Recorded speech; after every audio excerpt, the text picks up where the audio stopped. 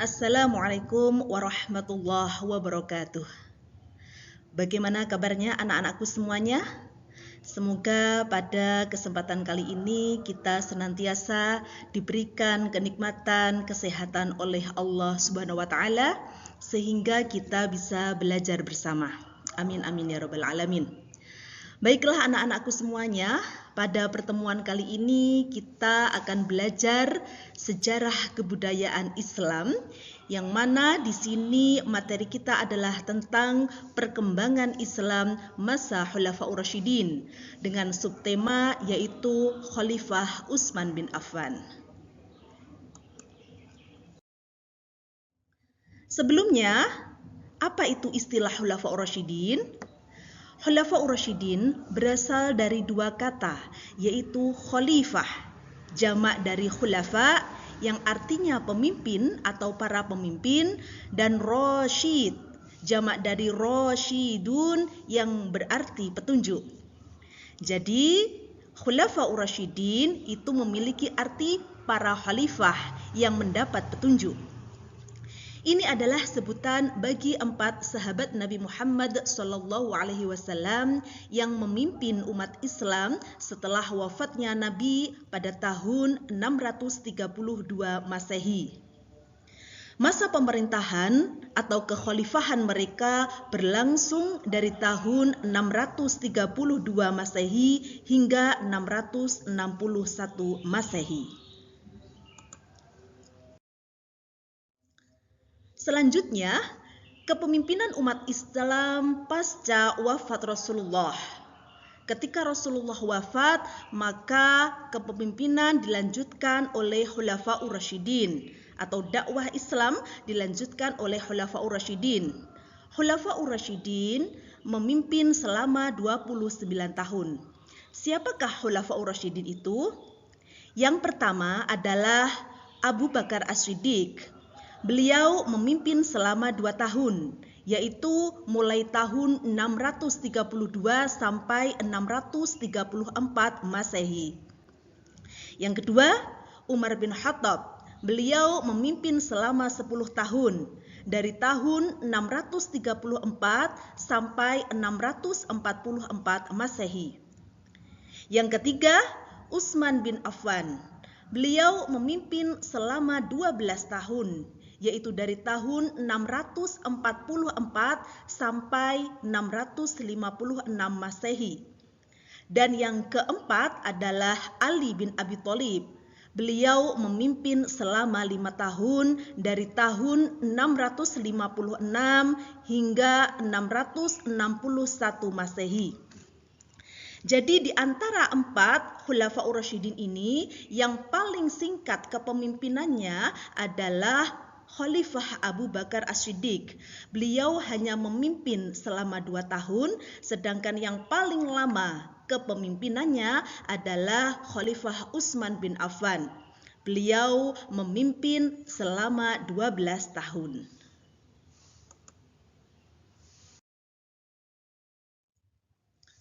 Selanjutnya, biografi tentang Khulafaur Rasyidin Utsman bin Affan. Utsman bin Affan memiliki nama lengkap. Beliau memiliki nama lengkap yaitu Utsman bin Affan bin Abi Al-Ash. Memiliki gelar Zunnurain atau pemilik 2 cahaya karena menikahi 2 putri Nabi. Beliau adalah khalifah ketiga dengan banyak prestasi. Di antara prestasi Khalifah Utsman bin Affan adalah menyusun dan menyeragamkan Al-Quran dalam satu versi standar atau yang disebut Mushaf Utsmani. Melanjutkan perluasan wilayah ke Afrika Utara dan Asia Tengah. Selanjutnya, mengembangkan armada laut Islam. Sifat yang dimiliki oleh Khalifah Utsman bin Affan adalah lembut hati, dermawan, dan juga rendah hati.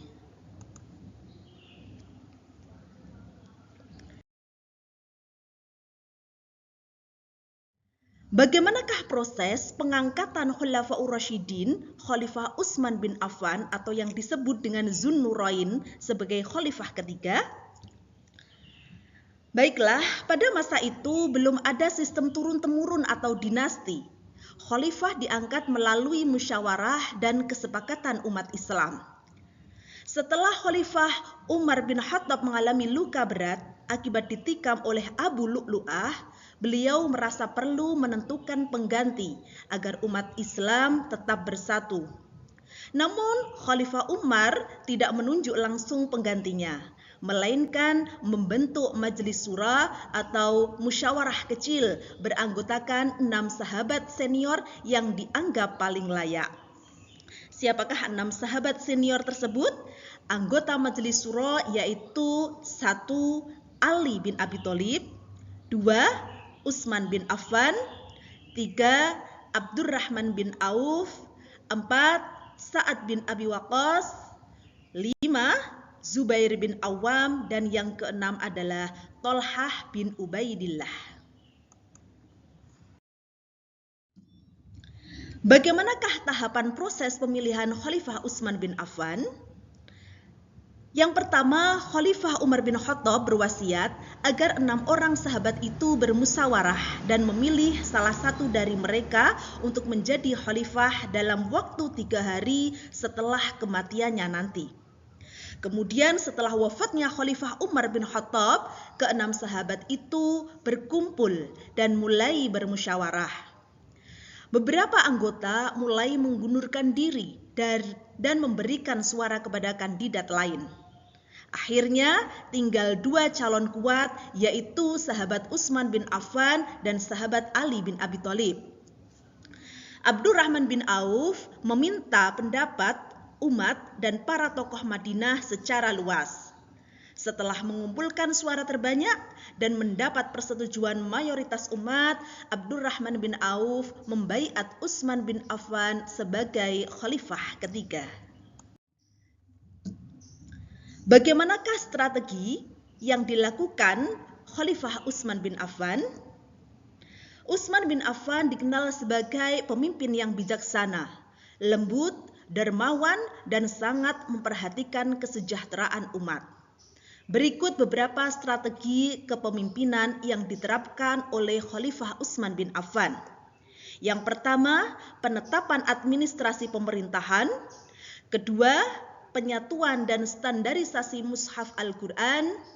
Ketiga, ekspansi wilayah kekuasaan Islam. Keempat, pengelolaan keuangan negara. Dan yang kelima, pendekatan kekeluargaan.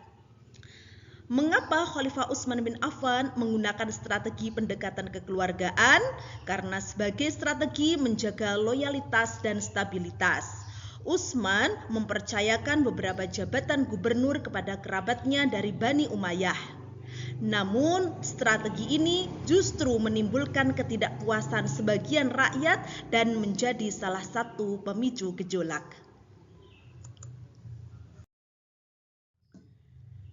Kemudian, ekspansi atau proses perluasan masa Khalifah Utsman bin Affan. Pada masa pemerintahan Khalifah Utsman bin Affan, wilayah Islam mengalami perluasan signifikan dari yang sebelumnya sudah luas di era Khalifah Umar bin Khattab. Berikut wilayah yang berhasil dikuasai oleh Khalifah Utsman bin Affan. 1. Kawasan Afrika Utara atau Tunisia. 2. Kawasan Armenia. 3. Azerbaijan. 4. Tripoli. 5. Khurasan, dan yang keenam adalah Ciprus. Pada masa Khalifah Utsman bin Affan, beliau memiliki banyak jasa. Salah satu jasa beliau adalah kodifikasi Al-Quran. Setelah wafatnya Nabi Muhammad SAW, Al-Quran masih terjaga dalam hafalan para sahabat. Kodifikasi Al-Quran merupakan kelanjutan kerja yang diawali oleh Khalifah Abu Bakar As-Siddiq. Pengumpulan mushaf Al-Quran masa Khalifah Abu Bakar dilatar belakangi sahidnya 70 hufadz dalam perang Yamamah. Sedangkan pada masa Khalifah Utsman bin Affan dilatar belakangi akan perbedaan qiraat atau dialek yang sering menimbulkan percekcokan. Kodifikasi Al-Quran ini dilakukan dengan menyalin mushaf yang disimpan di rumah Hafsah dan menyeragamkan qiraatnya, yaitu menggunakan dialek Quraisy. Kemudian membuat sejumlah salinan dan dikirim ke berbagai kota, di antaranya ke Mekah, Madinah, Basrah, Kufah, dan juga Syria.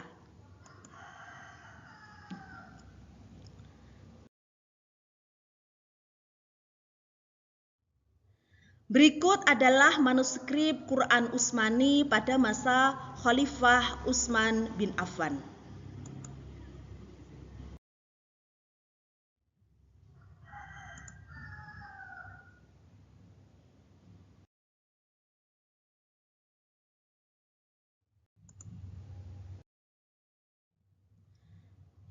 Baiklah, bagaimana otonomi daerah pada masa Khalifah Utsman bin Affan?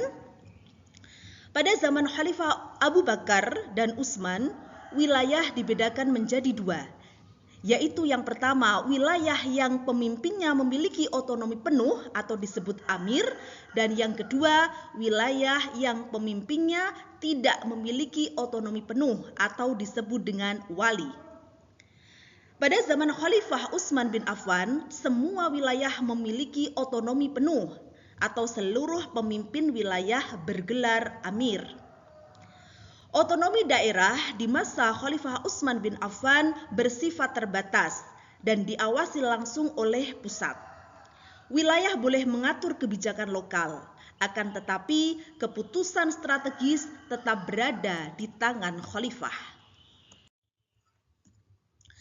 Pada masa Khalifah Utsman bin Affan, salah satu jasanya adalah membentuk angkatan laut. Luasnya wilayah kekuasaan Islam dan daerah-daerah tahlukan seperti Afrika, Mesir, Ciprus, dan Konstantinopel yang banyak dikelilingi lautan, atas usulan Muawiyah bin Abi Sufyan, yaitu gubernur Damaskus, perlu dibentuk armada laut untuk menjaga pertahanan daerah-daerah tersebut. Pembentukan armada laut di masa Khalifah Utsman bin Affan adalah terobosan penting dalam sejarah militer Islam yang menjadikan kekuatan Islam tidak hanya unggul di darat tetapi juga mulai diperhitungkan di laut.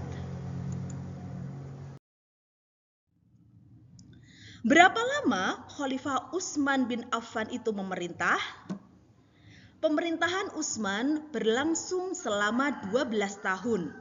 Pada paruh terakhir masa kekhalifahannya muncul rasa tidak puas dan kecewa di kalangan umat Islam terhadapnya. Kekecewaan ini disebabkan oleh kebijakan Khalifah Utsman bin Affan mengangkat keluarga dalam kedudukan tinggi. Di antaranya adalah Marwan ibnu Hakam. Dialah pada dasarnya yang menjalankan pemerintahan. Sedangkan Khalifah Utsman hanya menyandang gelar khalifah. Khalifah Utsman memang sangat berbeda dengan kepemimpinan Khalifah Umar bin Khattab. Mungkin karena usianya yang lanjut, yaitu beliau diangkat pada usia 70 tahun dan sifatnya yang lemah lembut sehingga mudah diperdaya keluarga dan kerabatnya. Pada tahun 35 Hijriah atau 655 Masehi, Khalifah Utsman bin Affan dibunuh oleh kaum pemberontak yang terdiri dari orang-orang yang kecewa. Baiklah anak-anakku semuanya, dari materi yang kita pelajari tentang Khalifah Utsman bin Affan, kita bisa mengambil beberapa kesimpulan. Yang pertama adalah Khalifah Utsman bin Affan dipilih melalui musyawarah yang diadakan oleh 6 sahabat terkemuka sesuai wasiat Khalifah Umar bin Khattab sebelum beliau wafat.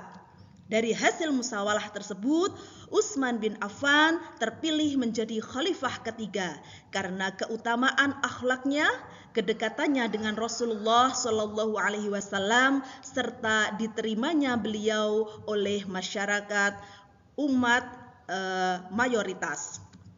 Yang kedua, pada masa kepemimpinan Utsman bin Affan, substansi dakwah tetap berfokus pada ajaran tauhid, syariat Islam, dan akhlak mulia. Beliau juga terkenal karena berjasa membukukan Al-Quran dalam satu mushaf standar dan untuk menjaga keutuhan ajaran Islam.